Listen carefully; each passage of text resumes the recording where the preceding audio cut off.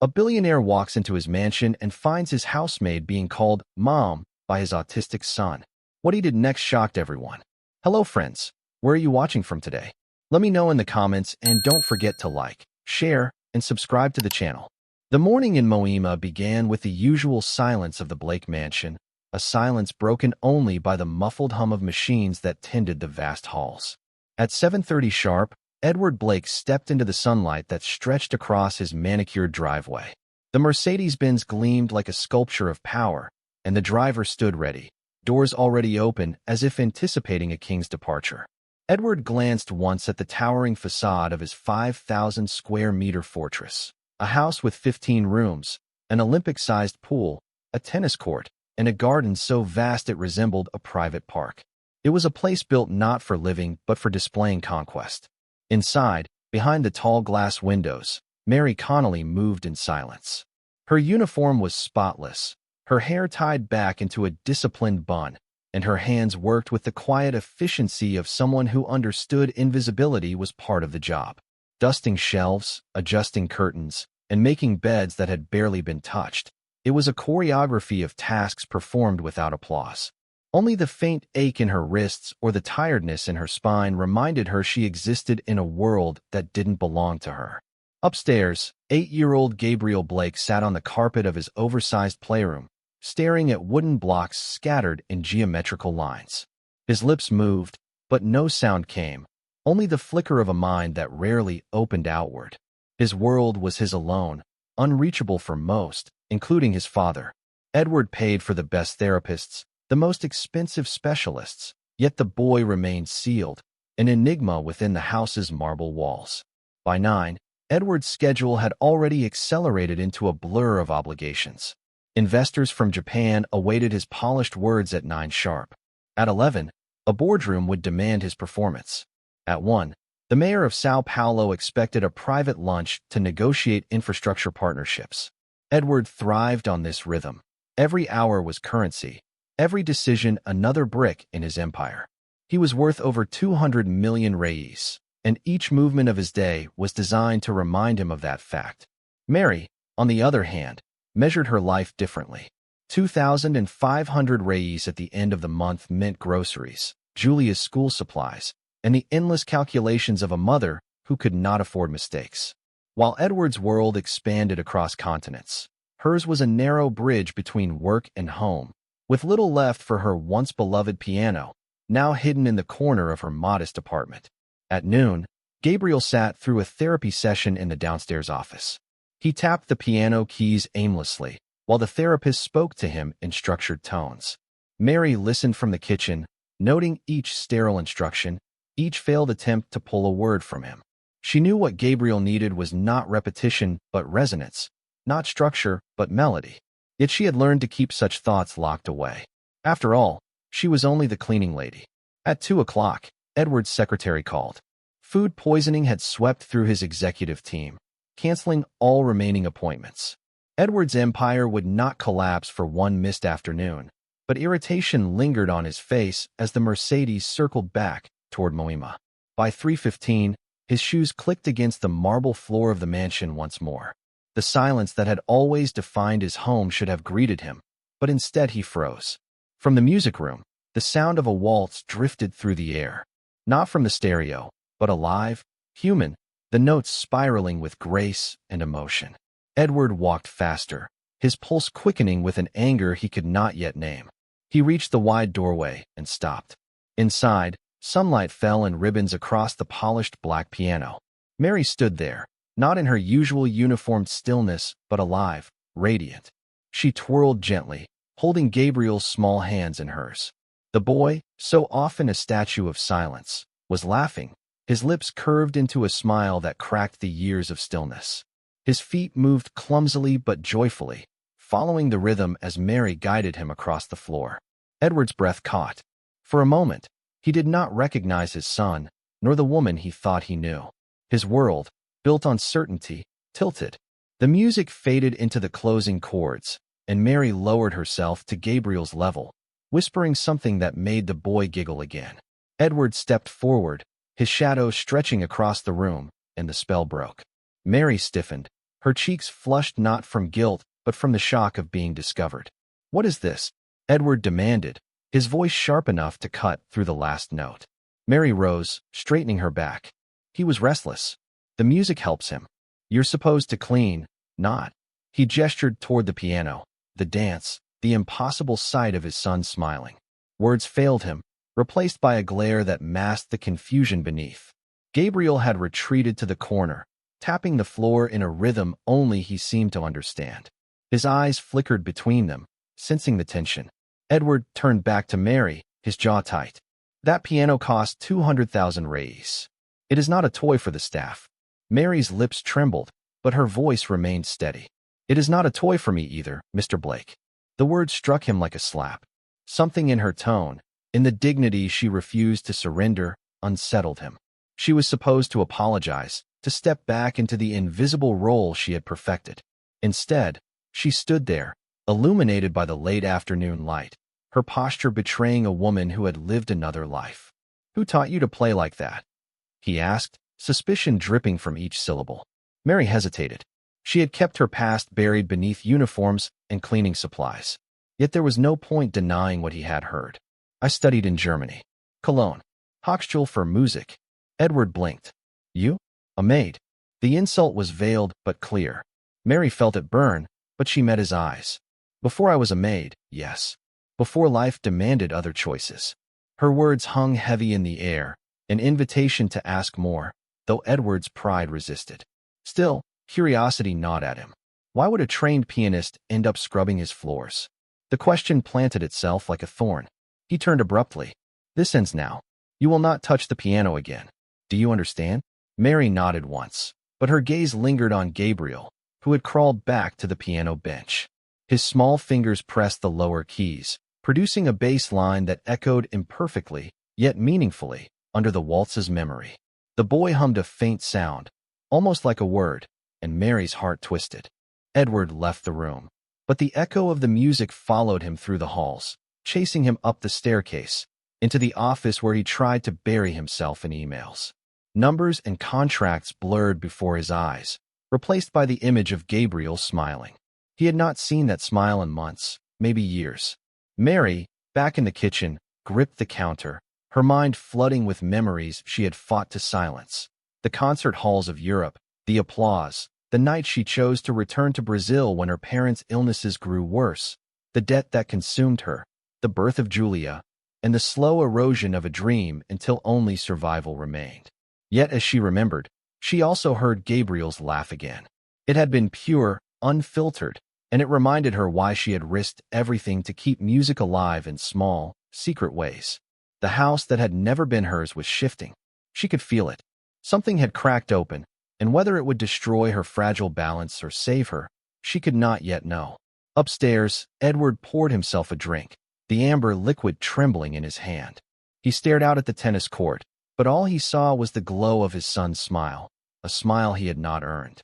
The next morning began like any other, yet nothing felt the same. Edward sat at the breakfast table, his coffee untouched, the newspaper spread before him like a wall he could hide behind.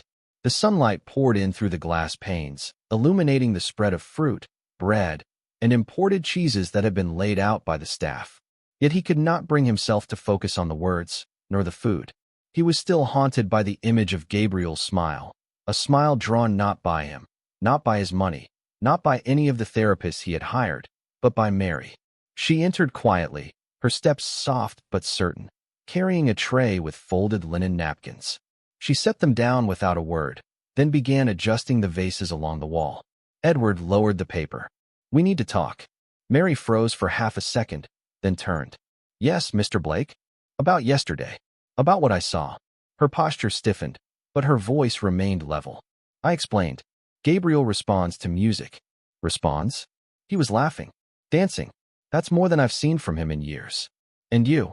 His voice faltered, caught between admiration and anger. "You are not a therapist. You are here to clean this house." Mary's jaw tightened. "And yet, none of the therapists you hired have made him smile like that." The word stung. Edward felt his pride flare. "Are you suggesting you know more than experts who charge thousands of reis per hour?" "I am suggesting I know Gabriel." Her tone was sharper now, fueled by a dignity he could no longer ignore. I spend hours with him when no one else is watching. I notice what calms him, what unsettles him, what brings light to his eyes. If that means I know something your experts don't, then yes, Mr. Blake, that is exactly what I am suggesting. Silence filled the room, heavy as stone. Edward's hand gripped the edge of the newspaper until it crumpled. He wanted to shut her down, to remind her of her place. Yet the memory of Gabriel's smile was stronger than his pride. Finally, he said, "Why did you never tell me?" Mary exhaled slowly. "I did. 3 times. I told you music helped him. You didn't listen." The accusation hit him harder than he expected. He wanted to deny it, but he knew it was true. How many times had he dismissed her words, treating them as background noise? How many times had he assumed she was only the help? Before he could respond, Gabriel entered the room, his small hands clutching a worn plush toy. He moved past them both, sat on the floor, and began humming faintly. Mary's eyes softened, but Edward noticed something else. The boy had glanced at her first, not at him. That glance carved a wound in Edward he did not know how to name. His son trusted her more than him. The rest of the day unfolded in uneasy silence. Edward buried himself in work, trying to drown the dissonance of his thoughts. Mary continued her tasks, but every brush of her presence reminded him of yesterday's revelation. The house felt charged, as if the walls themselves held their breath, waiting for the next clash. By evening, as the sun dipped behind the skyline, Edward stood alone in the music room. The piano gleamed in the dim light, untouched since the day before. He raised his hand, let his fingers hover above the keys, but no sound came. He had no idea how to bridge the silence. Behind him, Gabriel's voice whispered something faint, almost imperceptible. Edward turned, but the boy had already vanished into the shadows of the hallway. For a brief second, he wondered if he had imagined it. 2 days later, Edward returned home earlier than usual. The boardroom had drained him, but something else gnawed at him more than exhaustion. Curiosity. The memory of Mary at the piano lingered like a ghost. As he entered, the faint sound of music reached his ears again. Not a waltz this time, but the haunting melody of Chopin's Nocturne in E-flat major. The notes cascaded through the halls, tender yet powerful, wrapping the cold marble in warmth. Edward followed the sound, his heart pounding with a mix of anger and anticipation. He expected to find Mary once again breaking his command. But when he reached the doorway, what he saw rooted him to the spot. Mary was seated at the grand piano, her fingers moving with the ease of someone who had breathed music since childhood. But she was not alone. Gabriel sat beside her on the bench, his small hands pressing the bass notes in clumsy rhythm. Their duet was imperfect yet alive, a fragile conversation between two souls who had discovered each other in sound. Edward's throat tightened. For a man who built empires from numbers, he found himself undone by simple notes echoing through his own house. "Gabriel," Mary whispered gently, guiding his hand to the lower keys. "Yes, like that. Do you hear it? You are part of the song." The boy's lips curved into another smile. His eyes, usually vacant, sparkled with focus. Edward stepped forward. The floor creaked beneath his weight, and both Mary and Gabriel turned. The music stopped, but the spell did not. Gabriel looked at Edward, and for the first time in months, his lips moved toward a word. The sound was broken, fragile, but clear enough. "Mama." The room froze. Edward's chest clenched as if the air had been stolen from him. His son had spoken, and the word had not been Dad. It had been meant for Mary. Edward's voice cracked. What did he just say? Mary's hands trembled on the keys. "He sometimes calls me that. Only when he feels safe." Edward staggered back, fury and heartbreak colliding inside him. His son's first word in months, and it belonged to another woman. A woman he paid to scrub his floors. The silence after his outburst was unbearable. Gabriel whimpered, retreating to the corner, rocking back and forth. Mary moved instinctively to comfort him, but Edward raised his hand. "Don't. Not now." Mary turned to him, her face pale but defiant. "You think this is about me? This is about Gabriel. He needs connection, Edward. He needs presence. And if he found that with me, it's because he was starving for it." Her words sliced through him. He wanted to rage, to dismiss her again, but deep down he knew she was right. He had given his son everything money could buy, but not himself. For the first time in years, Edward felt powerless. Not in the market, not in the boardroom, but in the place that mattered most, his own home. The sound of Gabriel's muffled humming filled the silence once more, a reminder that the battle was no longer about pride or wealth. It was about a boy who had just shown them both where his fragile heart belonged. The days following Gabriel's whispered word were heavy with silence. The mansion, once merely hollow, now throbbed with invisible tension. Edward moved through the corridors like a restless shadow, his mind torn between the humiliation of what he had heard and the fragile hope that maybe, just maybe, his son was awakening. Mary carried on with her duties, but there was a weight in her step, a heaviness that wasn't there before. She sensed the storm gathering inside Edward, but she refused to retreat. She had long ago learned that dignity was her last possession, and she would not surrender it now. On Thursday afternoon, Dr. Amanda Reynolds arrived for her scheduled session with Gabriel. A tall woman with calm eyes, she carried notebooks and a warm patience that often stood in contrast to Edward's brisk efficiency. As she entered the living room, Gabriel sat cross-legged on the rug, tracing circles on the floor with a toy car. Mary hovered nearby, quietly folding laundry. Amanda knelt in front of Gabriel and greeted him softly, her voice melodic. "Hello, Gabriel. Are you ready for our time today?" The boy did not look up. His hums filled the air, the same low rhythm he often used when the world felt too loud. Amanda glanced toward Mary. "Has he been calmer this week?" Mary hesitated, aware of Edward leaning in the doorway, arms crossed. "He's been different," she said carefully, responding more to music. Amanda's brows lifted slightly. Music again. She set her notebook down, turning toward Edward. "Have you noticed?" Edward's jaw clenched. "I've noticed that my son called her mommy." The word hung like thunder. Amanda looked between them, piecing together what had happened. "He spoke? That's remarkable." "He spoke to her," Edward snapped. "Not to me." Amanda's voice was steady, but her words cut deep. "Because she is present, Edward. Connection matters more than title. Gabriel doesn't understand roles. He understands who makes him feel safe." Edward bristled, but he did not interrupt. Amanda turned back to Mary. "What have you been doing?" Mary swallowed.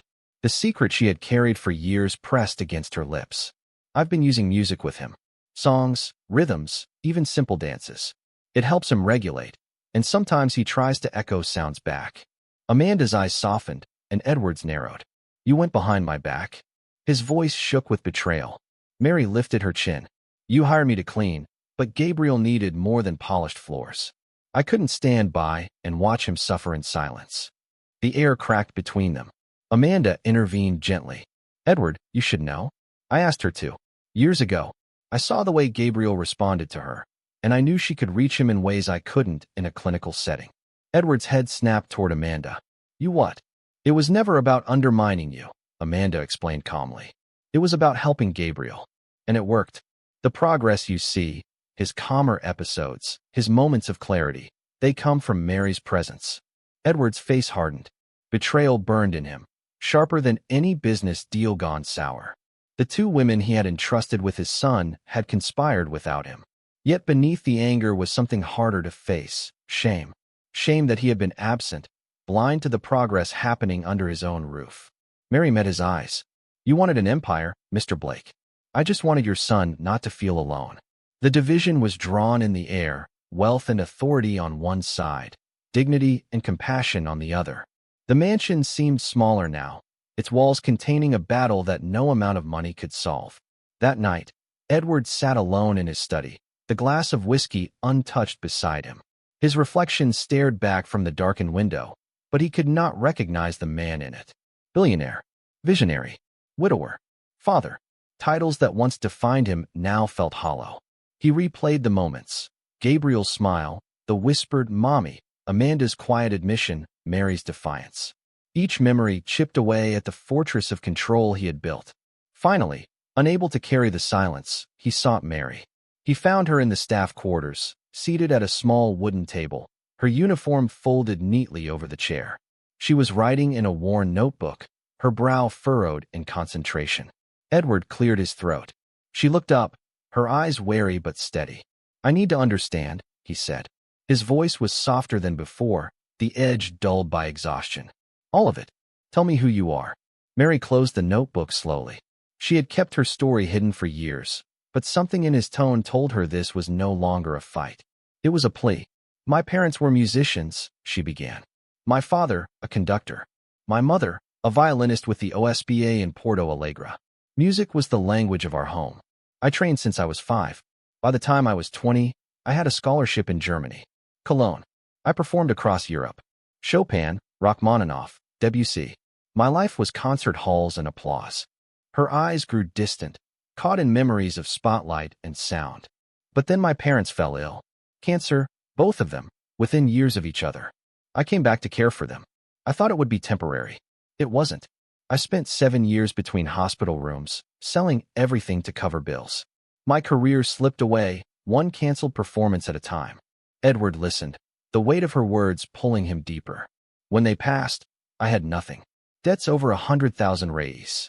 I took whatever work I could, teaching, cleaning, event gigs. And then Julia was born. Her father left before she took her first breath. It was just us. Edward's eyes softened. Julia, she's 12, isn't she?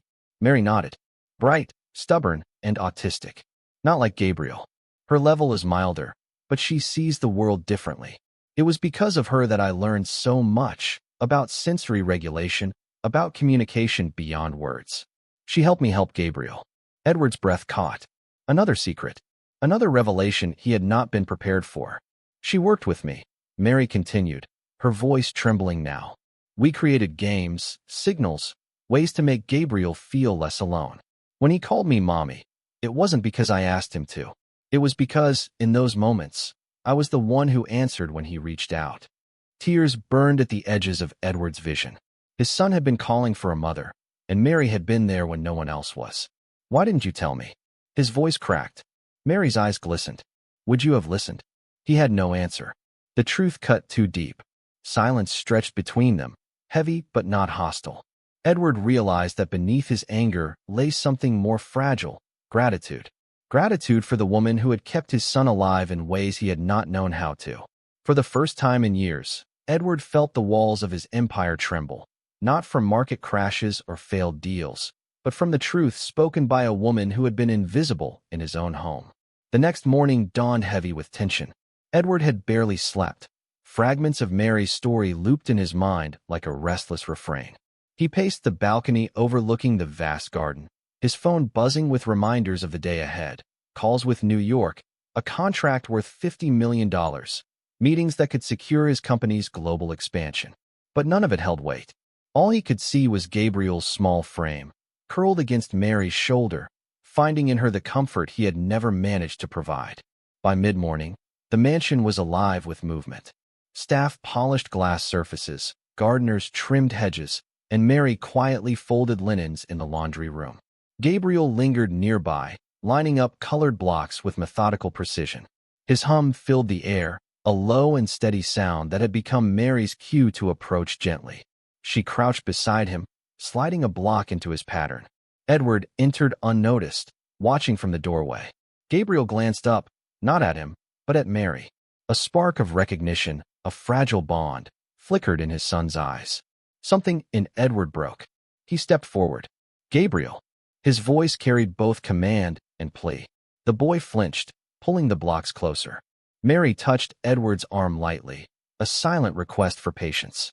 Edward's instinct was to recoil, to remind her of boundaries, but he stopped himself. He sank to the floor, awkward in his tailored suit, aligning a block beside Gabriel's. For a moment, nothing happened.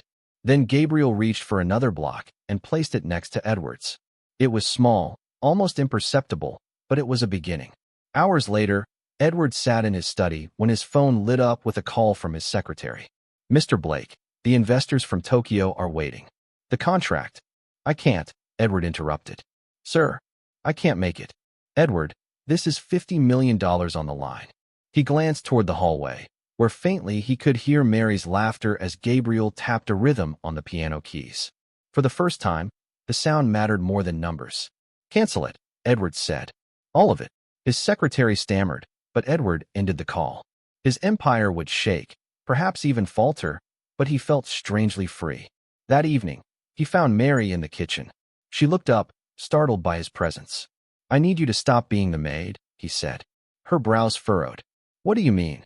I mean, I need you to be more. To be Gabriel's guide. His therapist, his caretaker, whatever name you want to give it. 8,000 reis a month. Benefits.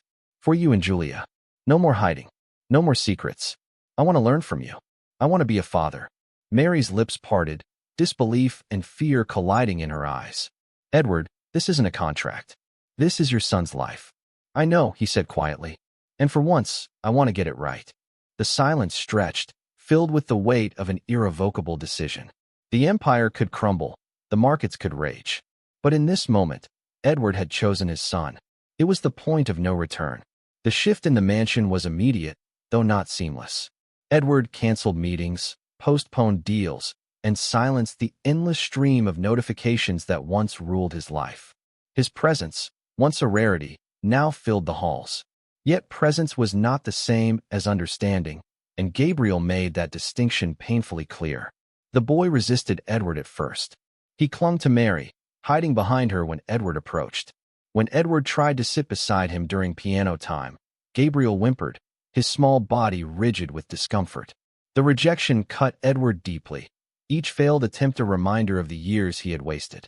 Mary, patient but firm, intervened. He doesn't need you to force your way in. He needs you to wait, to let him invite you. Edward struggled with the concept. In business, he seized opportunities, pressed advantages. Waiting felt like weakness. But with Gabriel, aggression meant retreat. Slowly, painfully, he began to learn restraint. One afternoon, while Mary guided Gabriel through a dance in the sunlit music room, Edward sat quietly on the floor, simply watching. For 30 minutes, he said nothing, did nothing. At the end, Gabriel glanced at him. Just a flicker, but it was there. Edward felt it like a victory greater than any deal he had ever closed. But progress came with consequences. Rumors began to swirl in Edward's company. Investors whispered about his sudden withdrawals, his canceled meetings. A competitor made a move to snatch the Tokyo contract he had abandoned. The empire he had built with ruthless precision was beginning to wobble.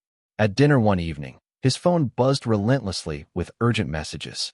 He ignored them, focusing instead on Gabriel tapping a spoon against his plate in rhythmic patterns. Mary smiled faintly. You're losing millions, she said softly. Edward looked at her. I'm gaining something I can't buy. Yet in the quiet of night, doubt gnawed at him. Could he truly hold both worlds? Or would choosing Gabriel mean watching his empire collapse? The tension reached a breaking point one Friday evening.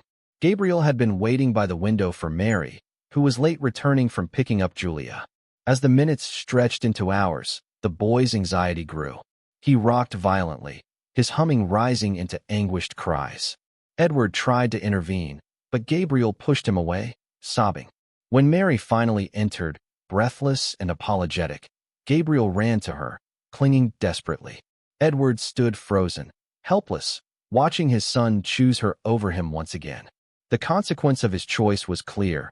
Gabriel's dependency on Mary had deepened, and Edward's role remained fragile. That night, Edward stared at the ceiling of his vast, empty bedroom. He had chosen his son, chosen to be present. Yet presence alone was not enough. He would have to fight, not against Mary, not against Gabriel, but against himself, against the years of absence that could not be undone in weeks. The path forward would demand more than sacrifice. It would demand transformation. The following week carried an air of unease. The mansion no longer echoed with emptiness, but with fragile attempts at connection, strained laughter, and the occasional breakthrough that felt too delicate to hold. Edward had traded boardrooms for piano benches, emails for hesitant smiles from his son. Yet the more he tried to step into Gabriel's world, the more he realized how far he had been. One late afternoon, he found himself watching Gabriel and Mary again, the boy resting his head against her shoulder as she guided his hands over the keys.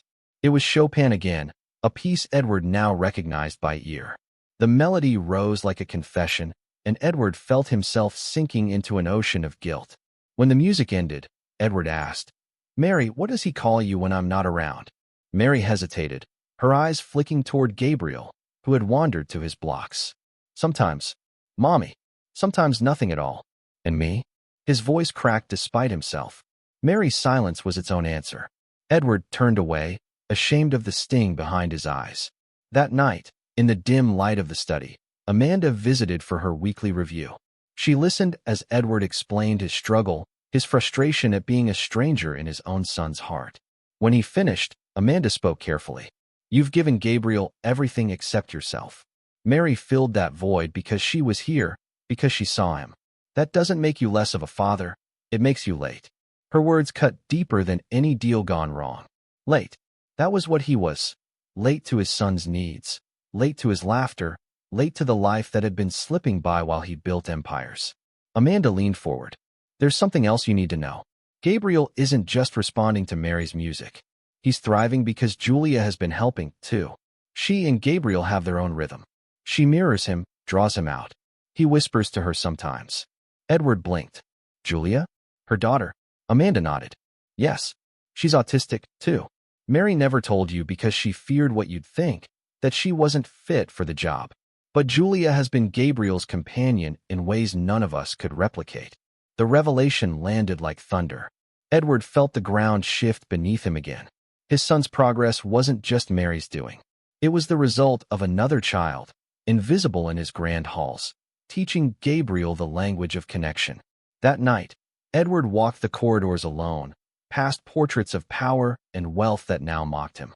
He stopped at Gabriel's door, watching his son sleep, a block still clutched in his hand. In the silence, Edward whispered, "I'm sorry." It was too late for the boy to hear, but perhaps not too late to change.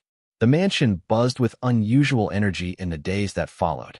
Edward, no longer the absent patriarch, began shadowing Mary's every move. He sat with her while she prepared sensory games, observed the way she slowed her breathing to calm Gabriel, listened to the rhythm of her voice when she coaxed the boy into trying new words. At first, Gabriel resisted his father's presence, clinging to Mary or turning away. But slowly, cracks appeared in the wall. One morning, when Edward extended a hand during a piano session, Gabriel placed his own tiny hand over it. The contact was fleeting but electric, a current of hope running through Edward's veins. That evening, over dinner, Edward made an announcement. His tone was steady, but beneath it lay a storm. "I've decided to step away from the company for a while. I'll remain on the board, but daily operations. I need to be here." The staff exchanged shocked glances. Mary set down her fork carefully. "Edward, are you sure?" He met her gaze. "For years I thought my empire was my legacy. But what good is an empire if my son doesn't even know me?" Mary studied him, searching for cracks of hesitation. She found none. "This won't be easy," she warned. "Gabriel's progress comes with setbacks. There will be nights he won't sleep, days he'll push you away." "I don't care," Edward replied firmly. "I'll stay." Yet the confrontation he prepared for was not only with Gabriel's silence, but with his own past. That night, he entered the music room alone. The piano gleamed under the moonlight, silent, waiting. Edward sat at the bench and pressed a single key. The sound was clumsy, hollow. He tried again, fumbling through the notes he had heard Mary play countless times. Gabriel appeared in the doorway, rubbing his eyes. Edward froze, then whispered, "Come here, son." The boy hesitated, then shuffled closer. Edward tapped a key again, softer this time. Gabriel climbed onto the bench, placing his small hand on the lower keys, pressing down. Together, father and son produced a sound, a rough, imperfect harmony, but harmony nonetheless. Mary watched unseen from the hallway, her heart swelling. She knew what was coming. The house was no longer a museum of wealth, but the stage of a battle for love, belonging, and healing. Edward had canceled contracts and risked his empire, but the true confrontation was yet to come, proving to Gabriel, to Mary, and to himself that he could stay, not just for a moment, not just for a week, but for as long as it took. The rain fell hard over Sao Paulo that evening, drumming against the windows of the Blake mansion like a relentless percussion. Inside, the air was tense, heavy with anticipation. Edward sat on the living room floor, Gabriel at his side, Mary across from them with a stack of Gabriel's favorite blocks. A Chopin nocturne played softly in the background, filling the silence between words unspoken. Gabriel shifted restlessly, rocking back and forth. His eyes darted toward Mary, then toward Edward. For weeks, he had begun to allow his father closer, inch by inch, gesture by gesture. But tonight, something felt fragile, like the moment before glass shatters. Edward reached for a block, and placed it carefully beside Gabriel's. His hands trembled. "Your turn, son." Gabriel hesitated, humming low, his rhythm uneven. Mary leaned forward, her voice steady. "Gabriel, listen. Papa is waiting." The word hit Edward with a force he could barely withstand. "Papa." He held his breath as Gabriel's small hand hovered over the block, then placed it beside his father's. Their eyes met briefly, and Edward felt a crack in the wall between them. Mary rose and moved to the piano, her fingers gliding into Debussy's Clair de Lune. The notes shimmered through the room, tender and luminous, carrying with them an invitation. Gabriel's head tilted, his humming aligning with the melody. Edward, compelled by something deeper than pride, lowered himself to the floor beside his son and whispered, "I'm here. Always." Gabriel's lips parted. At first, only a breath escaped. Then, with effort, a single word broke through. "Papai." Edward's heart seized. The sound was imperfect, fragile, but it was there. Tears blurred his vision as he gathered his son into his arms. Gabriel stiffened at first, then melted into the embrace, his small frame trembling but present. Mary's playing faltered for a moment, overcome by the sight, then resumed with renewed depth, each note shimmering with emotion. Edward pressed his cheek against Gabriel's hair, whispering, "You don't have to call me anything else. Just don't stop letting me in." The storm outside raged, but inside, the world shifted. For the first time since his wife's death, Edward felt whole, not because of his wealth, but because of this fragile, irreplaceable word spoken by his son. And yet, the moment of truth was not only about Gabriel's voice. It was about Edward's choice. He had abandoned a contract worth $50 million for this moment. Now he knew with certainty. He would abandon much more, if it meant never missing another word from his son. Months later, the mansion no longer resembled the cold museum it once had been.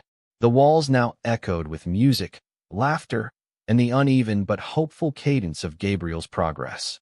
Julia's presence had become a fixture, her companionship with Gabriel shaping a bond that grew daily. She mirrored his rhythms, celebrated his smallest victories, and in return, he let her into his world.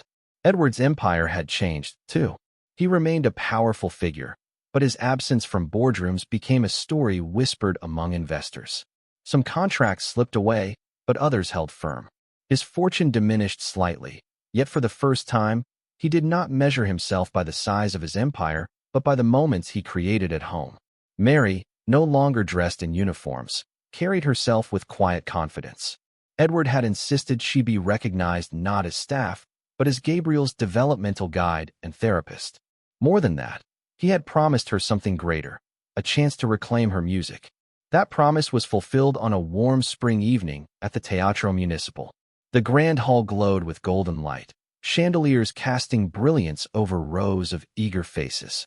Backstage, Mary stood in an elegant gown, her hands trembling not with fear, but with the weight of return. Edward sat in the first row, Gabriel on his lap, Julia at his side. The boy tapped his fingers lightly against Edward's arm in rhythm, a quiet echo of the music to come. The curtains rose. Mary stepped onto the stage, her presence commanding silence. She sat at the piano, the same instrument that had once gathered dust in Edward's mansion, now reborn beneath her touch. The first notes of Chopin's Nocturne filled the hall, delicate yet powerful, carrying with them the story of sacrifice, resilience, and rebirth. Edward's chest swelled with pride. He glanced at Gabriel, who watched intently, his eyes wide, his lips moving as though whispering along with the melody. Julia leaned against Edward, her hand resting comfortably on his. When the final chord faded, the hall erupted in applause.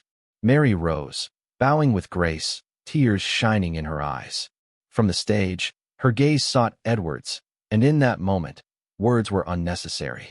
She had given his son music, and he had given her back the stage. As the audience cheered, Edward whispered into Gabriel's ear, "This is what family sounds like." Gabriel's small voice, still halting but clearer than ever, answered softly, "Papai." The word echoed louder than the applause.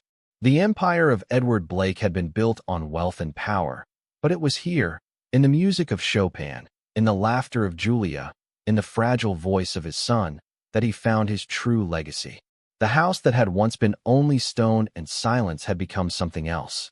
A home, a sanctuary, a place where love, not wealth, was the measure of worth. And in the glow of the Teatro Municipal, with music rising like a prayer, the family they had forged, unlikely, imperfect, but real, stepped into a new horizon together.